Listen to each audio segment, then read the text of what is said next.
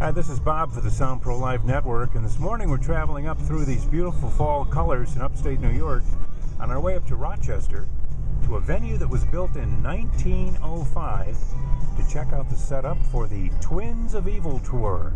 Here we are at the venue for this evening's performance of Rob Zombie and Marilyn Manson, the Twins of Evil tour.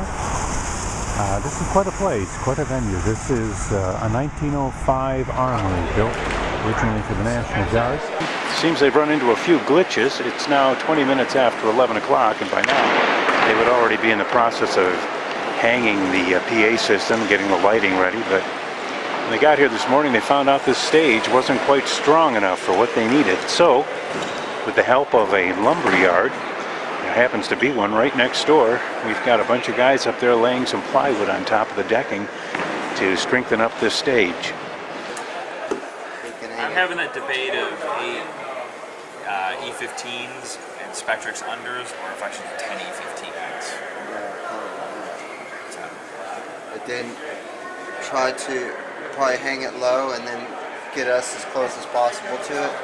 We're hanging low no matter what, and that's what I'm waiting on to find out is how high they're going to hang. That front of the house is not nowhere near what I would do, so Yeah. maybe all the way maybe mid. Yeah. So when are you going to know what the story is? Well, if they continue to load in, we're just going to keep going. As soon as the audio truck gets in the dock, they start dumping it, we start working. Whether it's a go or not, we could have it all set up, and they say no, that's off, and we'll pack it up and they'll load it back up. Who would make that decision? It would be based on safety issues, production manager, tour manager, booking agents, band managers. It's all above our pay grade. Hey, are they close to getting to our truck? So what's going to happen once you finally get the go-ahead? So we basically set up some up and down points for the PA already on the floor, so I know where they are. We'll have to see what kind of trim height I'm going to get, and then I'll modify the potential hang, how many speakers it'll be, and what angles they'll be. And then after we get past exactly how that goes, Tarek, our stage A2, will fly the stage left side, and I'll fly the stage right side with some help from plenty of locals and stuff. And then we kind of go back into our usual. He'll take care of the stage, and I'll take care of the front of house. I'll tune the room. He'll set all the mics and stuff, and help the monitor engineers get their wedges dialed in. What's the biggest challenge in mixing for Zombie?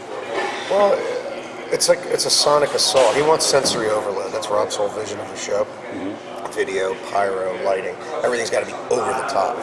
So the approach I take with the mix is there's a lot of craziness in his music, and I want everything to be heard, but I want it to be heard clearly and concisely and translated in the way that he wants it translated into the style that he wants it. And that's basically, I'm his ears out there. I understand his vision, and I create that audio-wise for him and his show. How do you go about setting up the system to deal with two different acts? With, I guess, the Zombie Manson setup, Zombie is a little more straight ahead. Zombie's got plenty of tracks, he's got a lot of really unique video and stuff, but in terms of the mix, Joel's doing a very good, more straight ahead metal rock mix with a lot of ear candy and stuff going on in it. Manson's show is very, very track dependent, and there's a lot of really small little parts that are all over the place. And so George's system tuning preference is more toward having the high end poke through certain spots, so he can have this weird delay pop through over here, and then another weird delay over here, and that kind of stuff. And the Zombie set, first of all, it's Rob Zombie, so the show is supposed to be this big assault on the senses. And so they're trying to have a really big, rich, full mix with every detail being heard. Speaking with Andrew a little bit earlier about the acoustics in this place, and as you can see, it's all brick and wood and steel, with the exception of this brown material along the back wall, which appears to be some kind of cheap carpeting.